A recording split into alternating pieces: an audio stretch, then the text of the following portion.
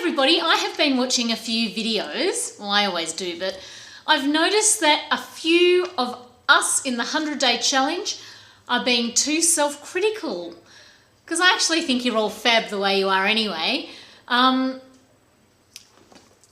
I'm seeing it in some videos, and I think sometimes we can knock ourselves out and be too harsh on ourselves, and I think as long as we're all doing the 100-day challenge and going about doing certain things, I don't think we should knock ourselves out if one of the manifestations doesn't happen, or because I just put like a million things out there all the time, and then as they come in, that's when I notice them. I don't notice the stuff that doesn't happen, because what's the point of that? I just notice the stuff that does happen, and I think that helps you to remain a bit more positive.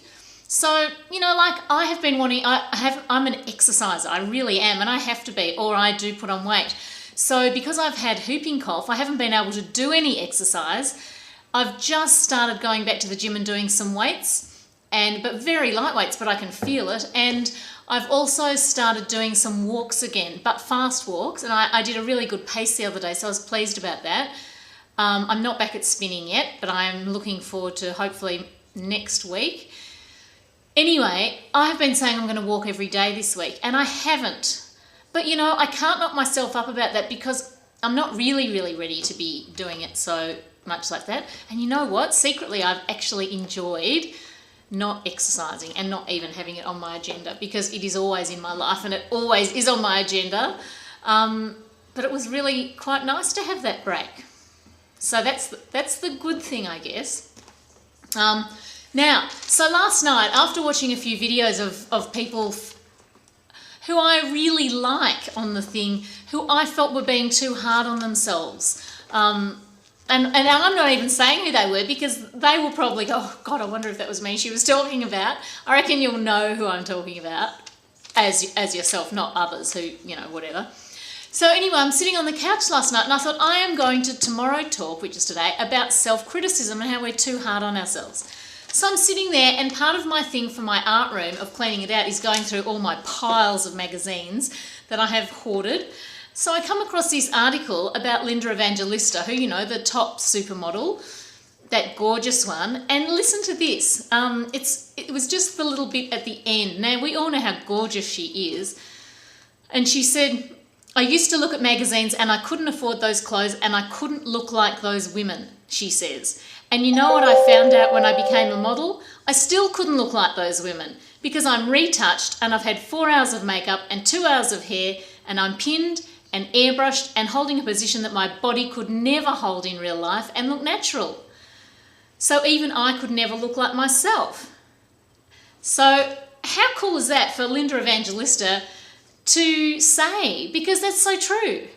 And I reckon we're all okay. You know, it's great. I'm not saying don't exercise and be happy with that, because I think we should all do some exercise for our health and for our hearts. I don't think we necessarily have to do it to have like those perfect bodies, although, you know, who wouldn't want one of those? But I don't know. I think we're all too critical of ourselves, and we shouldn't be, because we're all good people here on the 100-day challenge.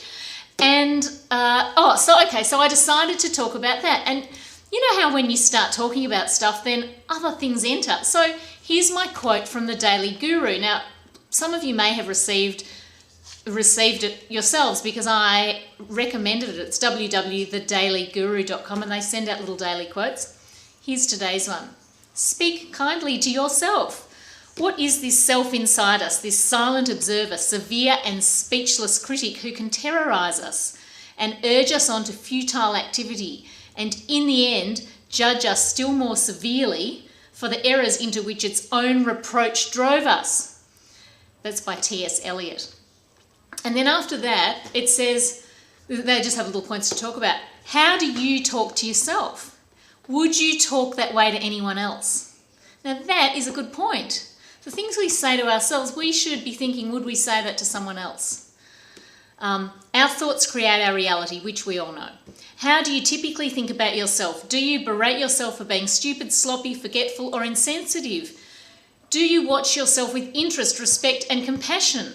Stay alert to your self-talk and let go of judgments that don't serve you. Self-acceptance is my refusal to be in an adversarial relationship to myself. So there you go. That's just saying that we are to speak to ourselves nicely as if we are our friend, and not to judge ourselves and be too harsh. I'm just trying to find my little video. There it is. So I think we are too harsh on ourselves, and it's time to stop that. So that is today's video, and there is my phone. I look forward to hearing back from you. Bye.